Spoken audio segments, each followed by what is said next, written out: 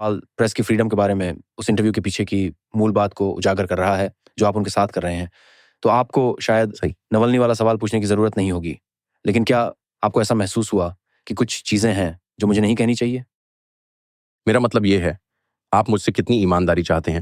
मैं सच कह रहा हूँ जब कहता हूँ कि वहाँ 8 दिन रहने के दौरान मुझे ज़रा भी चिंता का एहसास नहीं हुआ। शायद मुझे महसूस ही नहीं हुआ और मुझे लगता है कि मेरी अपनी स्ट्रॉन्ग गट फीलिंग है चीज़ों को समझने की। मैं उस पर भरोसा करता हूँ। मेरे सारे फैसले मेरी भावनाओं और इंस्टिंक्ट्स पर आधारित होते हैं और मुझे वहाँ कुछ भी महसूस नहीं हुआ। मेरे वकीलों ने मुझसे कहा जब मैं जा रहा था और ये बड़े लॉ फर्म के लोग हैं, ये बॉब की नहीं, ये दुनिया की सबसे बड़ी लॉ फर्मों में से एक है। बोले, "अगर आपने ऐसा किया, तो अमेरिकी सरकार आपको सैंक्शंस वायोलेशंस पर गिरफ्तार कर लेगी।" और मैंने कहा मैं वास्तव में इसकी वैधता को नहीं मानता क्योंकि मैं अमेरिकी हूँ और मैंने यहाँ अपना पूरा जीवन बिताया है। और ये इतना अजीब है कि मैं खुशी से उस जोखिम का सामना करने को तैयार हूँ क्योंकि मैं उस अवधारणा को बिल्कुल नहीं मानता। ठीक है? मैं एक अमेरिकी हूँ। मुझे किसी से भी बात करने में सक्षम होना चाहिए। और मैं उस स्वतंत्रता का उपयोग करने की योजना बना रहा हूँ जो मुझे लगता है कि मेरे जन्म से मिली है। मैंने उन्हें ये लंबा लेक्चर दिया। उन्होंने कहा, "हम तो बस वकील हैं।"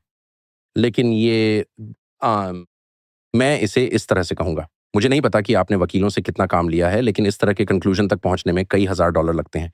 जैसे उन्होंने अपने समर एसोसिएट्स वगैरह का पूरा समूह भेजा। उन्होंने इस प्रश्न पर बहुत से लोगों को लगाया, कई मिसालें जाँचीं और मुझे लगता है और उन्होंने मुझे इस पर 10 पेज का मेमो भेजा और उनका सिंसियर कंक्लूजन था, "इसे मत करो।" और इससे मुझे गुस्सा आ गया। इसलिए मैं फ़ोन पर लेक्चर दे रहा था और मेरी एक और कॉल हेड वकील के साथ थी और उन्होंने कहा, "बहुत कुछ इस बात पर निर्भर करेगा कि आप पुतिन से कौन से सवाल पूछते हैं। अगर आप उनके लिए ज़्यादा अच्छा दिखेंगे तो वापस आने पर आपको गिरफ्तार किया जा सकता है।" और मैंने कहा, "तो क्या ये फांसीवादी देश बन गया है? बताइए। आप कह रहे हैं कि अगर मैंने वो सवाल नहीं पूछे जो सरकार चाहती है तो मुझे गिरफ्तार कर लिया जाएगा? हम बस ये सोचते हैं कि जो हुआ है उसके हिसाब से ये मुमकिन है। और इसलिए मैं बस बता रहा हूँ कि क्या हुआ। तो आप मॉस्को में गिरफ्तार होने और फिर वापस गिरफ्तार होने के लिए तैयार थे। मैंने 1 सेकंड के लिए भी नहीं सोचा। हो सकता है देखो, मैं रशियन नहीं बोलता। मैं पहले कभी वहाँ नहीं गया था। कल्चर के बारे में हर चीज़ मेरे लिए बिल्कुल नई थी।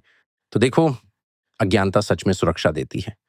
जब आपको बिल्कुल भी नहीं पता होता कि क्या हो रहा है, तो आप इसके बारे में परेशान नहीं होते। ऐसा मेरे साथ कई बार हो चुका है।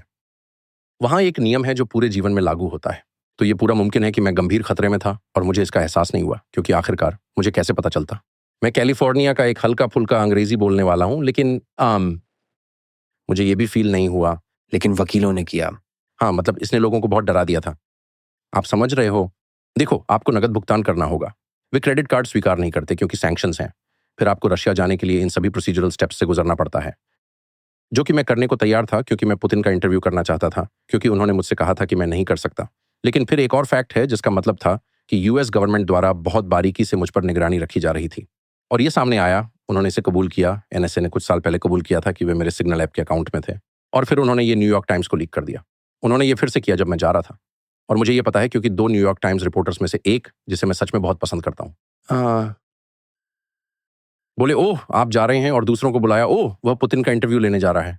मैंने ये किसी को नहीं बताया था, बस मेरी पत्नी, 2 प्रोड्यूसर्स, बस इतना ही। तो उन्हें वह सरकार से पता चला। फिर मैं वहाँ था और बेशक मैं स्नोडेन से मिलना चाहता हूँ, जिनकी मैं प्रशंसा करता हूँ। तो हमारे एक म्यूचुअल दोस्त हैं, तो मुझे उनका टेक्स्ट आया ये बोलते हुए कि, "आओ यहाँ" और स्नोडेन बिल्कुल भी पब्लिसिटी नहीं चाहता। लेकिन मैं उनके साथ डिनर करना चाहता था। तो हमने मेरे होटल के कमरे में डिनर किया, मॉस्को के फोर सीज़न्स होटल में। और मैंने उन्हें मनाने की कोशिश करी कि मैं एक इंटरव्यू करना चाहता था और उसे अपने आईफ़ोन पे शूट करना चाहता था। मैं हमारे साथ एक फ़ोटो लेकर इंटरनेट पे डालना चाहता था क्योंकि मैं सिर्फ़ सपोर्ट दिखाना चाहता था, क्योंकि मुझे लगता है कि उसे गलत तरीके से फँसाया गया है। उसे रूस में रहने का कोई शौक नहीं था, रूस में रहने का कोई इरादा नहीं था। पूरा मामला झूठ है। लेकिन जो भी हो, और उसने बस कहा, रिस्पेक्टफुली, "मैं नहीं चाहता कि कोई ये जाने कि हम मिले थे। मैं ये सिर्फ़ इसलिए बता रहा हूँ, क्योंकि मैंने किसी को नहीं बताया और मैंने इसे किसी और को टेक्स्ट भी नहीं किया है, ठीक है? बस उसे ही टेक्स्ट किया। Semaphore, semaphore. अम, और वे इस टुकड़े को चलाते हैं, रिपोर्टिंग बोलकर। अमेरिकी खुफिया एजेंसियों से जो जानकारी उन्होंने मेरे खिलाफ मेरे पैसे का इस्तेमाल करके लीक की। एक स्वतंत्र देश में वे ये खबर चलाते हैं कि मैंने स्नोडन से मुलाकात की, जैसे ये कोई अपराध हो। तो फिर से मेरा इंटरेस्ट यूनाइटेड स्टेट्स में है और यहाँ की स्वतंत्रताओं को बनाए रखने में, जिनके साथ मैं बड़ा हुआ। और अगर आपके पास एक मीडिया संस्थान है जो नेशनल सिक्योरिटी स्टेट का सहायक के रूप में काम करता है, तो आपके पास एक स्वतंत्र देश नहीं है। और यही आज की स्थिति है। और मैं अनुमान नहीं लगा रहा हूँ क्योंकि मैंने अपना पूरा जीवन उस दुनिया में बिताया है।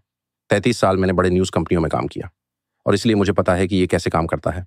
मुझे इसमें शामिल लोगों का भी पता है। मैं उनके नाम बता सकता हूँ।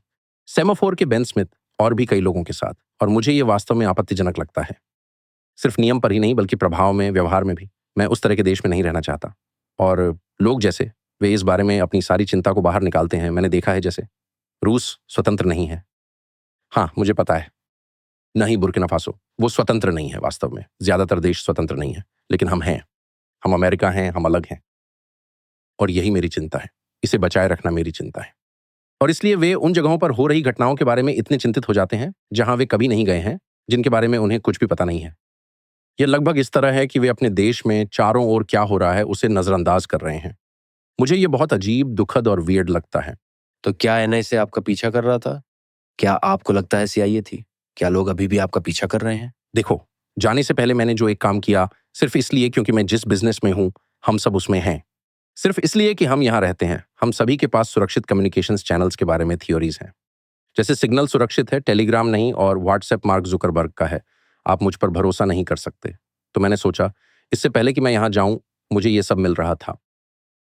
हम सब इन टॉपिक्स पर बात कर रहे हैं, मेरे प्रोड्यूसर्स और मैं, और मैंने सोचा ठीक है, दरअसल मैं ये पता लगाने जा रहा हूं कि असल में हो क्या रहा है। इसलिए मैंने 2 लोगों से बात की।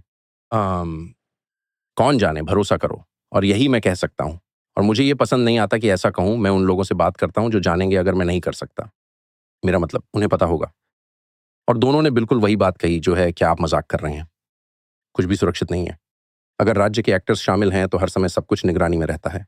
मेरा मतलब, जो भी हो, आप शायद अपने टेक्स्ट को मलेशियाई माफिया से पढ़ने से रोक सकते हैं। आप अपने टेक्स्ट से बड़े इंटेल सेवाओं को बाहर नहीं रख सकते। ये संभव नहीं है, उनमें से कोई भी, या आपकी कॉल सुनने से। तो और ये उन लोगों का दृढ़ निष्कर्ष था जो इसमें शामिल रहे हैं एक लंबे समय से, दशकों तक, दोनों मामलों में। तो पता है मैंने क्या सोचा? मुझे परवाह नहीं है। मैं किसी को अपनी नग्न तस्वीरें नहीं भेज रहा हूं।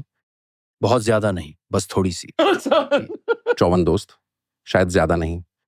मैं इस तरह का हूं जैसे मैं बस लोगों के साथ यात्रा करता हूं, जिनके साथ मैं काम करता हूं, जिन्हें मैं प्यार करता हूं, जिनके साथ मैं कई सालों से दुनिया भर में घूम चुका हूं और मैं उन्हें अच्छी तरह से जानता हूं।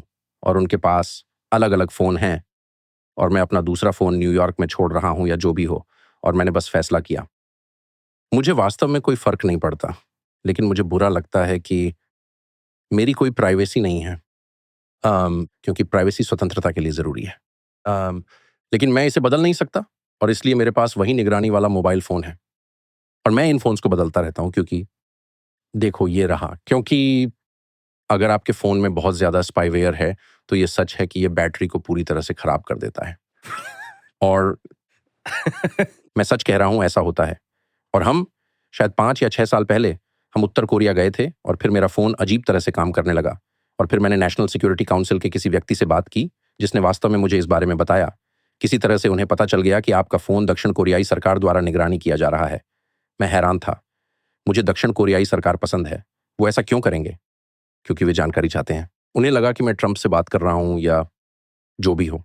तो लेकिन मैं बता सकता था क्योंकि अचानक वह बैटरी 45 मिनट में खत्म हो जाती। तो ऐसा है। यही तो नुकसान है। तो आप बार बार फोन बदलते रहते हैं, नए फोन लेते हैं ताकि बैटरी लाइफ ठीक रहे। हाँ, मैं कोशिश करता हूँ कि ऐसा ना करूँ। मैं कुछ हद तक फ्लिंटी यां की टाइप हूँ, तो मुझे एप्पल कॉर्पोरेशन के साथ बार-बार $1000 खर्च करना अच्छा नहीं लगता। लेकिन हाँ, मैं करता हूँ। आप इसे हल्के में कह रहे हैं, लेकिन ये वाकई परेशानी की बात है कि एक पत्रकार के तौर पर आपको ट्रैक किया जा रहा है। देखो, उन्होंने इसे सेमाफोर को लीक कर दिया और इसे न्यूयॉर्क टाइम्स को भी लीक कर दिया। देखो, मैं भी मान लेता हूँ, खैर, मैं कुछ नहीं कर सकता, तो मुझे सब सहना पड़ता है, ठीक है? लेकिन मैं शायद इस बात से बहुत ज़्यादा नाराज़ नहीं रहूँगा कि मेरी निगरानी की जा रही है, क्योंकि मैं बहुत पुराना हूँ और वास्तव में मैं अपने टैक्सेस को भरता हूँ। मैं एक मेकअप आर्टिस्ट के साथ नहीं सो रहा हूँ, या जो भी हो। मुझे उतना फ़र्क नहीं पड़ता। लेकिन यह तथ्य कि वे मेरे खिलाफ जानबूझकर जानकारी लीक कर रहे हैं कि अमेरिका की खुफिया सेवाएं सक्रिय रूप से अमेरिकी राजनीति और मीडिया में शामिल हैं, यह बहुत अस्वीकार्य है। इससे लोकतंत्र खत्म हो जाता है और इसका कोई बचाव नहीं है। फिर भी एनबीसी न्यूज़, कान डिलानियन और बाकी सब इसका बचाव करेंगे। और ये सिर्फ एनबीसी न्यूज़ पर ही नहीं, बल्कि सपोजिटली कंजर्वेटिव चैनलों पर भी होता है। वे भी इसका बचाव करेंगे और इसका कोई बचाव नहीं है। आप लोकतंत्र नहीं रख सकते।